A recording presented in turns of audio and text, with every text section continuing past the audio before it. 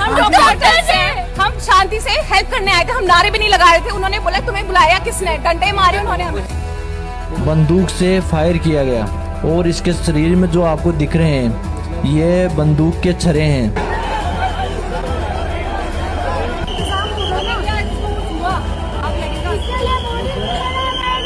जब अपनों की जान जाती है ना तब पता चलता है इंसानियत मर चुकी है। ये देखिए लड़ाई देखिए, ये देखिए किस तरीके से मार रहे हैं। ये लाठी चार्ज देख सकते हैं आप यहाँ पर।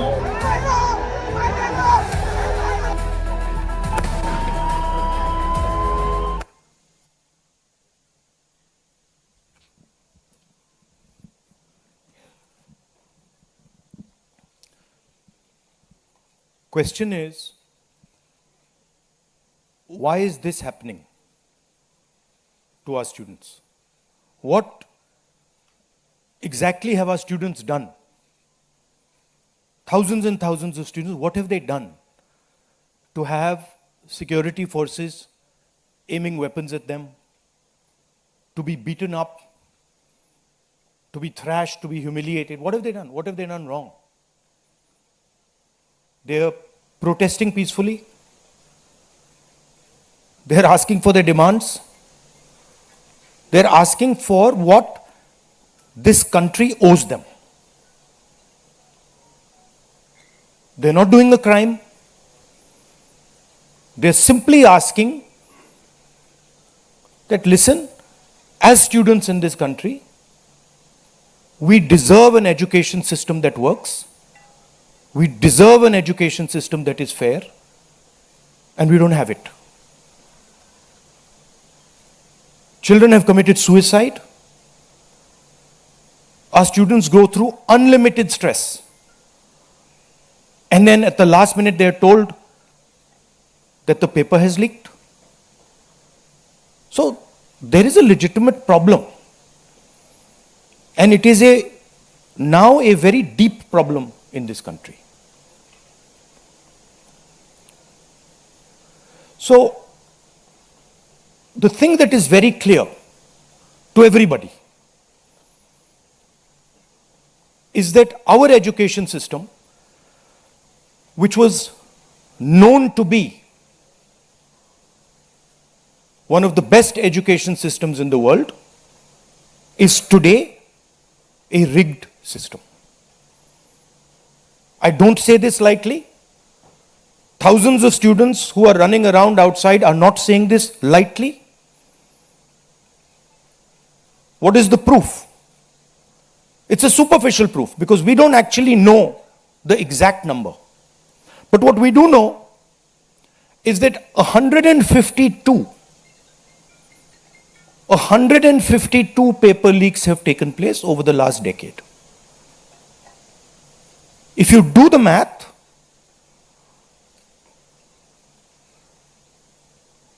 so one a month. One a month, approximately. Every month, lakhs of students are told that all the stress that you went through, you're going to have to go through again. And after that, they're told, we really don't care. We don't care if there's a re-exam. We don't care how much you have to wait. We don't give a damn.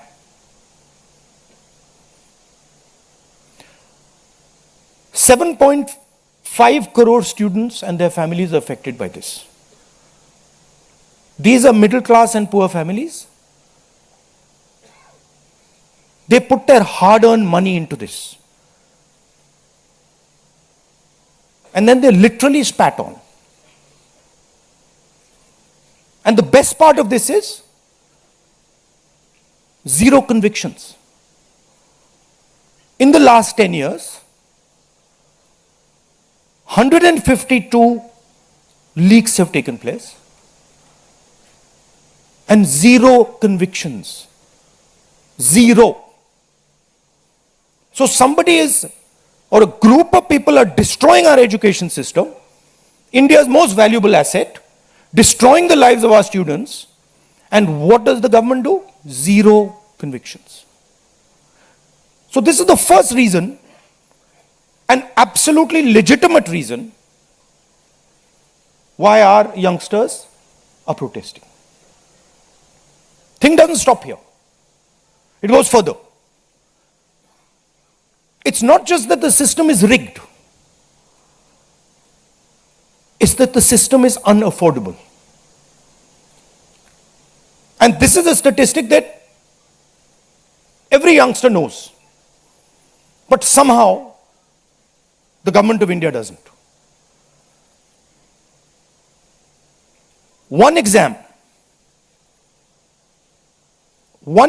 costs the families who take this exam the same amount of money as our entire education budget. So please think, the government of India, after collecting all the taxes, spends money on the future of our children.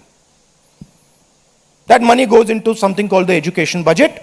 It is 1.4 lakh crores. At the same time, every year,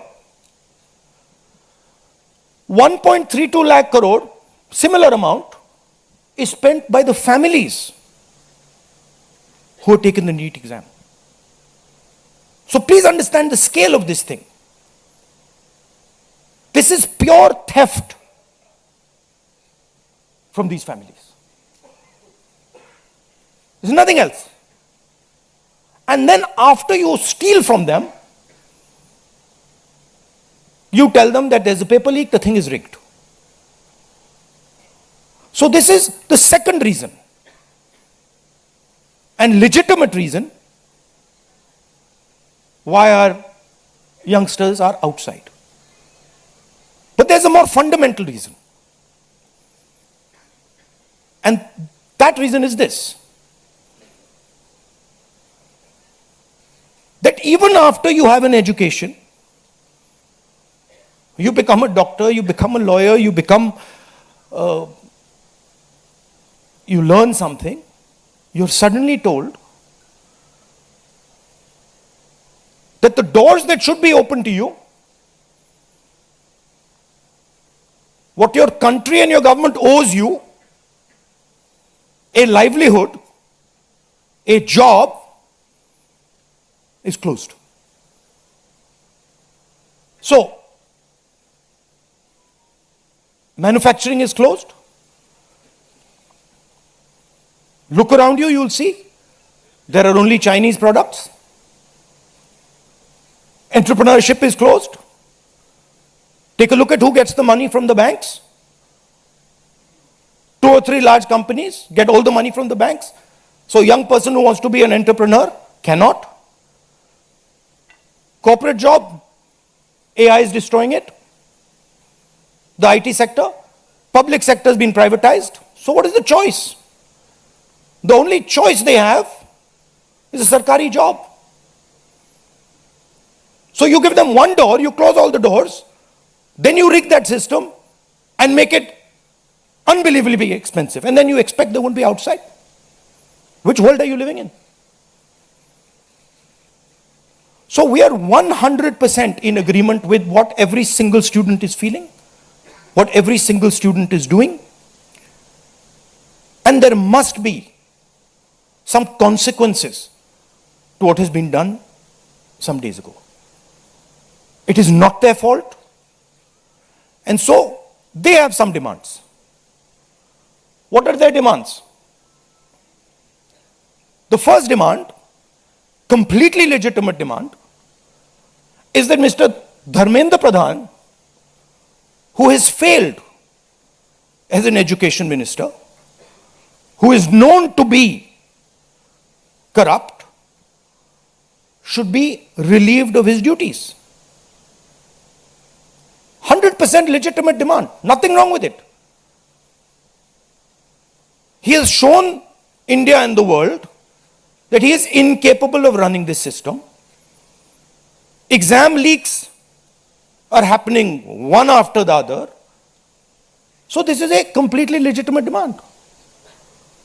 Second demand, every single person who raised a finger on our students. And it doesn't matter who he is. The people who ordered it and the people who executed it should be made accountable. And the third thing is that the man who is running this entire system, the man who is finally accountable to all this, should have the decency to apologize to the students for what has happened. These are not complicated things. These are not difficult things. This gentleman, Mr. Dharmendra Pradhan, has literally destroyed India's biggest asset. What used to be called our success, what used to be called the best thing India has, our education system, has been wiped out. And so we fully support these demands, and we fully support every single student who is on the streets. Thank you. अब कुछ सवाल जवाब हिंदी में कर दूं? हिंदी में कर देता हूं.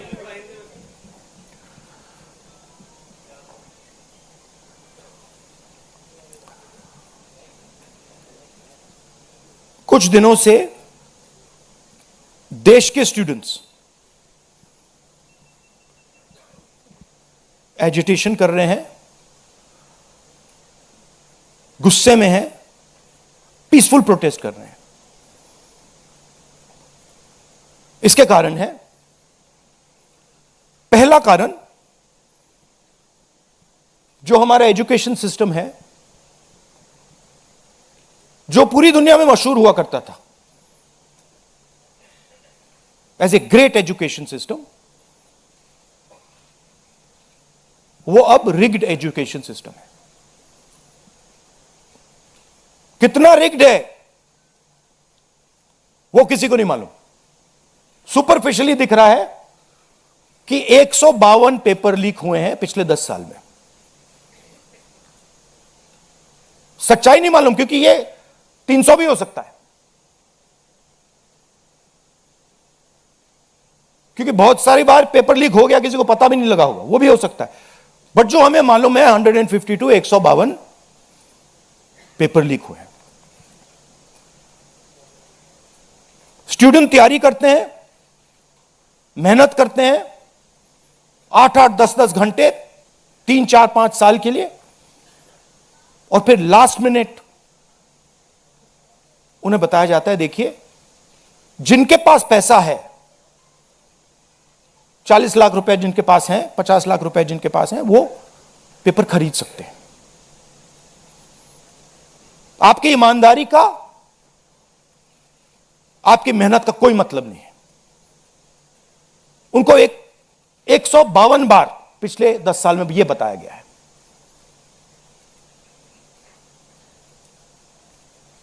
$7.5 करोड़ परिवारों को, स्टूडेंट्स और परिवारों को पेपर लीक ने डैमेज किया है. और स्टूडेंट यह सवाल पूछ रहे हैं, पेपर लीक होता है, 7.5 करोड़ युवाओं का नुकसान होता है, मगर पिछले 10 साल में एक भी कन्विक्शन नहीं हुआ, एक भी व्यक्ति का कन्विक्शन नहीं हुआ, 0. तो यह पहला कारण है. दूसरा कारण कि जो हमारा एजुकेशन सिस्टम है यह अनअफोर्डेबल है. मिडिल क्लास के लिए, गरीबों के लिए यह सिस्टम अनअफोर्डेबल है. जितना पैसा हिंदुस्तान की सरकार अपने एजुकेशन बजट में डालती है हर साल, उतना पैसा एक नीट एग्जाम के लिए, एक नीट एग्जाम के लिए जो स्टूडेंट्स एग्जाम लेते हैं और उनके परिवार, उतना पैसा देते हैं. आप सोचिए, सरकार पूरे देश से टैक्स लेती है, जीएसटी, इनकम टैक्स सारा लेती है और फिर कहती है देखिए ये जो पूरा टैक्स हमने लिया है आपसे, इससे हम 1.4 लाख करोड़ रुपए शिक्षा में डालेंगे। और फिर हिंदुस्तान का एजुकेशन सिस्टम कहता है इन परिवारों से कि आपसे हम 1.32 लाख करोड़ रुपए सिर्फ नीट एग्जाम लेने के लिए लेंगे।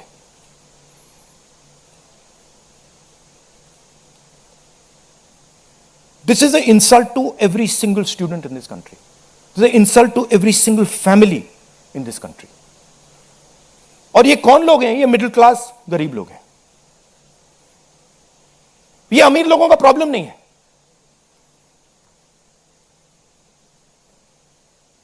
ये कॉर्पोरेट हाउसेस का, अदानी अंबानी का प्रॉब्लम नहीं है। ये मिडिल क्लास और गरीबों का प्रॉब्लम है। तो यह है दूसरा कारण। और तीसरा सबसे बड़ा कारण, एजुकेशन के बाद जो होना चाहिए, आप इंजीनियर बन गए, डॉक्टर बन गए, लॉयर बन गए, उसके बाद देश की कमिटमेंट होनी चाहिए कि हम आपको जॉब देंगे, रोजगार देंगे, फ्यूचर देंगे। देश का यही मतलब होता है। देश का मतलब होता है कि हम आपको फ्यूचर देंगे, हम आपको एजुकेशन देंगे, हम आपको हेल्थ केयर देंगे। यह फाउंडेशन होता है देश का।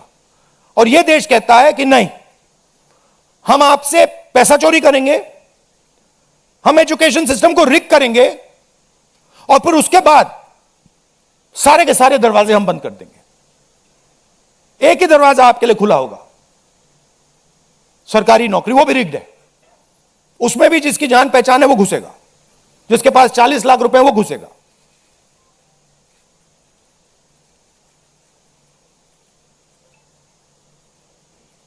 पहला दरवाजा मैन्युफैक्चरिंग, चाइना का माल कोने कोने में बिकता है। हिंदुस्तान की मैन्युफैक्चरिंग बैकबोन खत्म है, स्मॉल एंड मीडियम इंडस्ट्रीज खत्म है। पहला दरवाजा बंद। दूसरा दरवाजा एंटरप्रेन्योरशिप का। बैंक का सारा पैसा 2-3 बिजनेसेस के हाथ में जाता है। आप में से कोई एंटरप्रेन्योर बनना चाहता है, दरवाजा बंद। टीवी पे एड्स आएंगे, एंटरप्रेन्योर बनो। एंटरप्रेन्योर बनने के लिए लोन की जरूरत होती है, पैसे की जरूरत होती है, वो नहीं मिलेगा। दूसरा दरवाजा बंद। तीसरा दरवाजा कॉर्पोरेट जॉब, आईटी जॉब, जो हिंदुस्तान की सक्सेस रही है, उसको एआई ने खत्म कर दिया है, खत्म कर रहा है। पब्लिक सेक्टर बंद, पूरा प्राइवेटाइज कर दो, खत्म कर दो। तो एक ही रास्ता है, वो सरकार वाला, गवर्नमेंट एग्जाम। और फिर उसमें कहते हैं सबसे पहले पूरी अपनी आमदनी दो, उसके बाद हम सिस्टम को रिग करेंगे। और आप लोग मिडिल क्लास के लोग, गरीब लोग अपना पैसा डालो, और जिसके पास 40-50 लाख रुपए है वो पीछे से बैकडोर से घुस जाएगा। ये 3 कारण है कि दिल्ली के स्टूडेंट्स, हिंदुस्तान के स्टूडेंट्स गुस्से में है, बाहर है। इनको क्या कमिटमेंट चाहिए? ये कोई ज्यादा नहीं मांग रहे। सबसे पहला कमिटमेंट जो सिंबल है इस चीज का, धर्मेंद्र प्रधान मिनिस्टर, सबसे पहले आप सिंबल को हटाइए। बड़ी बात नहीं है। सुसाइड हुए बच्चों के, 152 पेपर लीक्स हुए। स्टूडेंट्स की पहली मांग यह है, इनको हटाइए। दूसरी मांग, जिन्होंने स्टूडेंट्स पर आक्रमण किया है, जो आपने अभी वीडियो देखा, पूरी सोशल मीडिया पे, मतलब हजारों स्टूडेंट्स पे लाठी चल रही है, राइफल्स पॉइंट हो रही हैं, टांगे तोड़ी जा रही हैं, पेलेट गन से मारा जा रहा है, यह आतंकवादी नहीं है, यह हमारा फ्यूचर है, ये हमारे दुश्मन नहीं है, ये हमारे लोग हैं, हमारा फ्यूचर है। तो इन लोगों पर जिन्होंने वायलेंस किया है, हिंसा की है, इन पर एक्शन होना चाहिए। यह स्टूडेंट्स की दूसरी मांग है। और तीसरी मांग, जो इस पूरे सिस्टम को चलाते हैं, उनको स्टूडेंट से अपोलोजाइज करना चाहिए रिस्पेक्टफुली कि गलती हो गई, जो हुआ वो नहीं होना चाहिए था, आप लोगों को चोट लगी है, हम अपनी गलती मांगते हैं, कोई बड़ी बात नहीं। तो ये 3 डिमांड्स हैं। We are 100% supporting every single student, and we are fully behind you, and we are going to ensure that you are protected and your future is protected. Thank you. Thank you Rahul ji. First question Sanjeev Chopra, PTI. अच्छा, one second. अब इसमें 2 चीजें हैं। एक तरफ students है, उनका future है, वो क्या चाहते हैं कि बात उनकी इशू पे रहे। उनकी इशू क्या है? एजुकेशन सिस्टम, पेपर लीक, ये जो हुआ, इनको जो मारा गया, ये चाहते हैं कि शिक्षा पर, पेपर लीक पर, वायलेंस पर पूरे देश का फोकस रहे। मैं भी चाहता हूं और पूरा ऑपोजिशन चाहता है कि फोकस यहां रहे और इसके बारे में कुछ किया जाए, एजुकेशन सिस्टम को बदला जाए। और ये जो 3 डिमांड्स है स्टूडेंट्स की, दिल की डिमांड्स हैं, जो उनको चोट लगी हैं, उस आवाज से ये बोल रहे हैं, ये हमारे लिए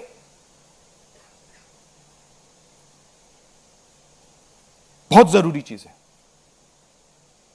और दूसरी तरफ क्या है?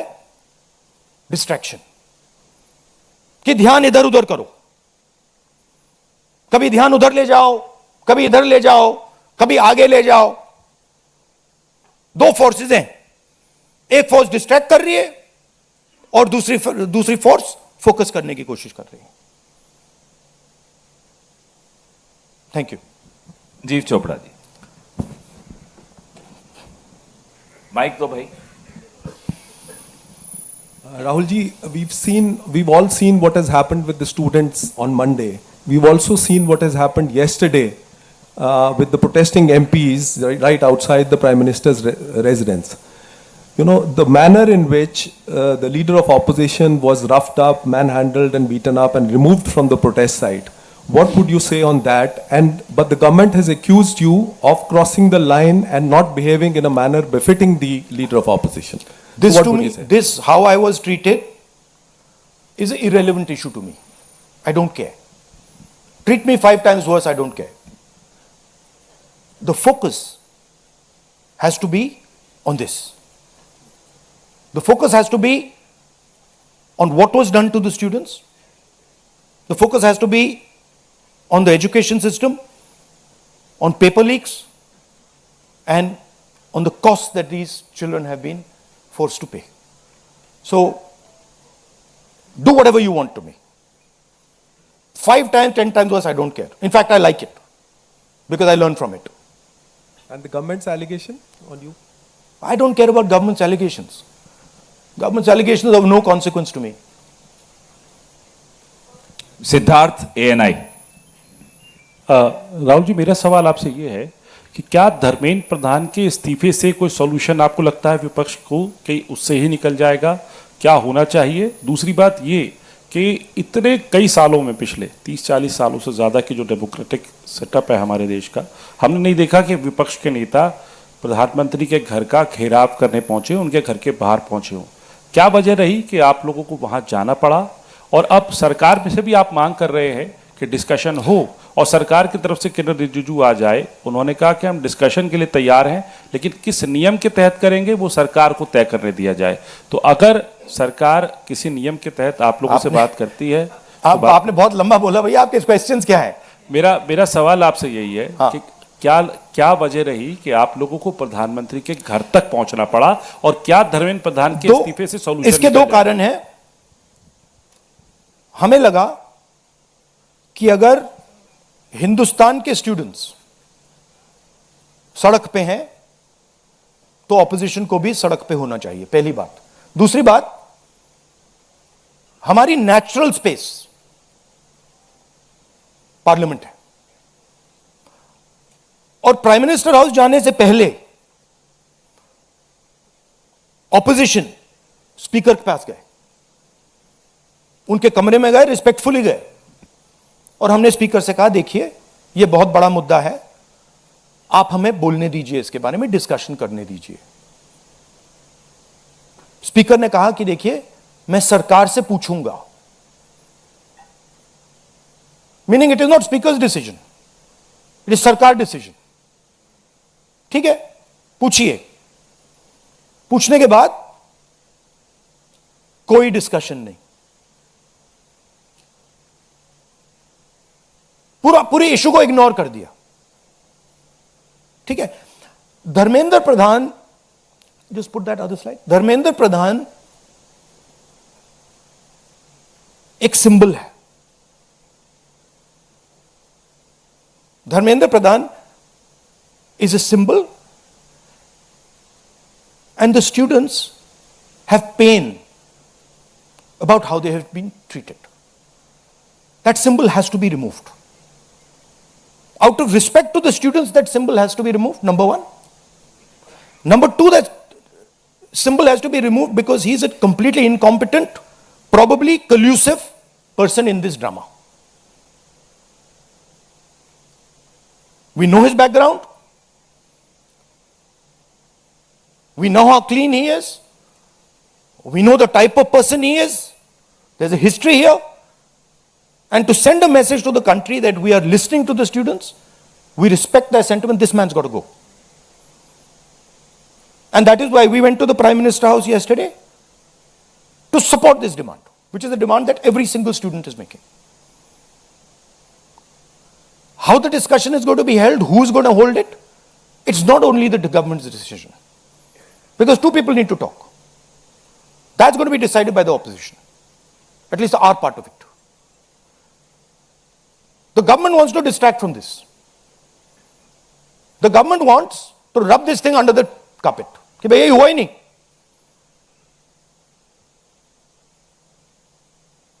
और हम चाहते हैं कि ये सेंट्रल इशू है और ये सेंट्रल इशू पर रेजोल्यूशन आए.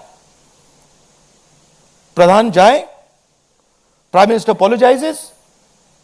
Everyone who assaulted students is the first step. Then we want to see changes being made to the testing system. We want to see changes being made to the amount of money people are charging. Thank you. IANS.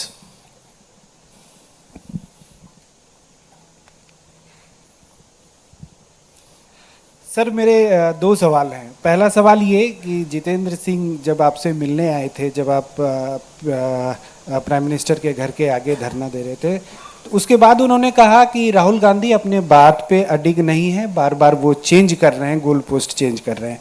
दूसरा सवाल ये है कि आपने कहा कि सभी opposition parties जो हैं वो इस मामले में एक हैं, लेकिन एक अपोजिशन पार्टी है आम आदमी पार्टी, जिसके सांसद संजय सिंह हैं, उन्होंने ये कहा कि राहुल गांधी छात्रों के आंदोलन को डाइवर्ट कर रहे हैं, हाईजैक करने की कोशिश कर रहे हैं. इस पर क्या कहेंगे? देखिए, हम पूरा सपोर्ट कर रहे हैं छात्रों के आंदोलन को. ठीक है, मेरे मुंह से खून निकल रहा था कल. हम पूरा सपोर्ट कर रहे हैं। पहली बात। आपका पहला क्वेश्चन क्या था? Jitendra Singh is irrelevant in this discussion. I mean, he's an irrelevant fellow who doesn't. He can say whatever he wants. He's an irrelevant part of this discussion. The discussion is very simple. We have clear demands. Demand number one, Dharmendra Pradhan goes. Not our demands, student demands. Number one, Dharmendra Pradhan goes. Number two, anyone who assaulted the students is punished. Number three, Prime Minister must apologize to students.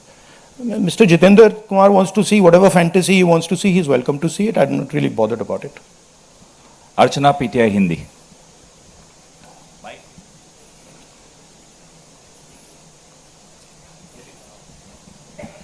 Sir, कल जिस तरह से protest पे हमने देखा, आपको पंच भी किया गया, आपको मारा भी गया। What was your experience? क्या हुआ था exactly?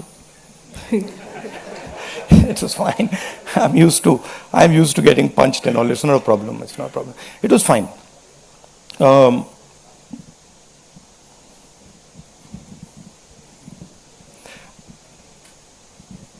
My job is to express the will of India's people.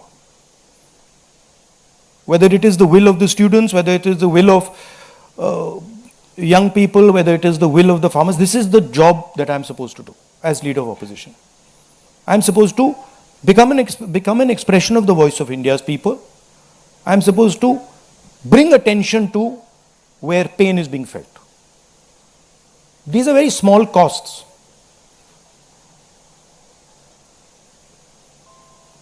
These are not big costs. It's a huge honor for me to do this, to be able to stand with the wishes of my people. So, a couple of punches and all, this is not a problem at all. I'm happy to take many more.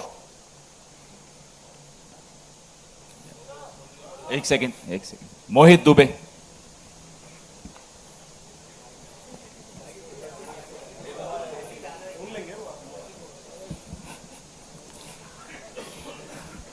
Rahul ji, मैं मोहित दुबे हूँ ABP news से।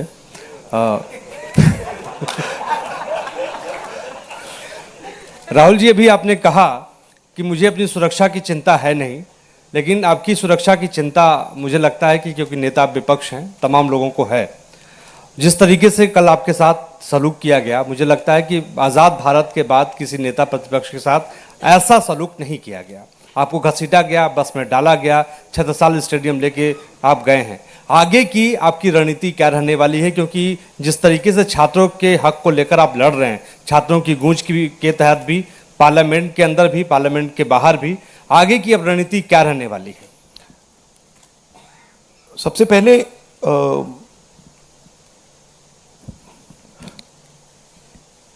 सही है कि police वाले थोड़ा मुझे घसीट के ले गए, बट कान में कह रहे थे कि इस सरकार को हटाइए। एक्चुअली मैं राजस्थान का हूं, इनको हटाइए। हम सिर्फ वर्दी पहने हैं। दूसरा कह रहा है मैं हरियाणा का हूं, इनको हटाइए। तो that sentiment is there and सच्चाई एवरीबॉडी नोस। ओके, उन बेचारों को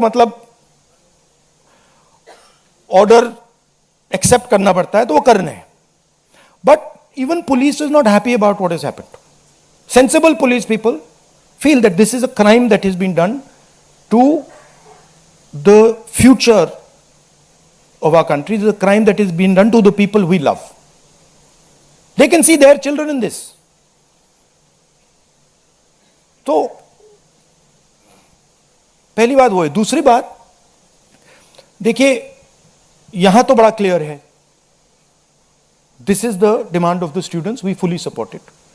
And whatever आंदोलन is taking place on this front, in Delhi, in any state, anywhere, that has to do with these issues, has to do with student issues, Congress party 100%, me 100%, and the opposition as a whole 100% is supporting this. We are going to continue supporting it. The deeper problem is the government. There is a fundamental issue on jobs that is causing tremendous pain, and I've already said that we are heading into a storm. This is just signs that the storm is coming. But when the Iran war impact is felt, then you will see that there will be serious problems coming as a result of the pain that is being caused to farmers, to students, to other people. Anyway, I'd like to thank all of you. Arun Kumar Singh. Yeah.